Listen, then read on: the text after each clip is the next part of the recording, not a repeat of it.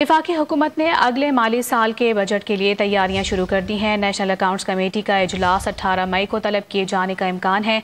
इजलास में इक़्तिसादी तखमीने की मंजूरी दी जाएगी। मज़ीद तफसीलात हासिल करेंगे डॉन न्यूज़ के नुमाइंदे ताहिर शरानी से। जी ताहिर, क्या अपडेट है इस हवाले से?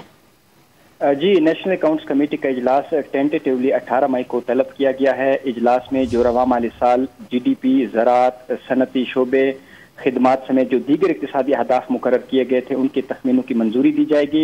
रवा माली साल के लिए जो मुकर्रर करदा माशी शरह नमो का 5% हदफ है वो हासिल नहीं हो पाएगा, क्योंकि वजारत खजाना ने रवा माली साल माशी शरह नमो 0.8% रहने का तखमीना लगाया है, जबकि शहरी तरक्याती बैंक ने GDP 0.6, IMF ने 0.5 और आलमी बैंक ने पाकिस्तान की माशी शरह नमो रवा माली साल 0.4% रहने का तखमीना लगाया है।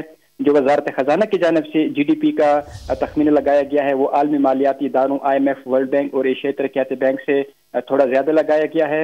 और अब जो नेशनल अकाउंट्स कमेटी का इजलास होगा उसमें माशी शरह नमू, ज़राअत, सनती शोबे और खिदमात और इसके समेत जो दीगर अहदाफ हैं उनके तखमीनों की मंजूरी दी जाएगी। जो गुज़श्ता साल सैलाब आया था पाकिस्तान में, उसकी बड़ी वजह है जो इक़्तिसादी तरक्की का जो हदफ मुकर्रर किया गया है रवा माली साल के लिए उसके न हासिल होने की, और इसके साथ जो दीगर अहदाफ हैं जिसमें ज़राअत है, सनती शोबे और खिदमात हैं, उनके अहदाफ भी हासिल न होने का इम्कान है। ताहम इस हवाले से जो नेशनल अकाउंट्स कमेटी का इजलास है उसमें तखमीनों की मंजूरी दी जाएगी। शरानी, आप तफसीली तौर पर आगाह कर रहे थे, बहुत शुक्रिया आपका।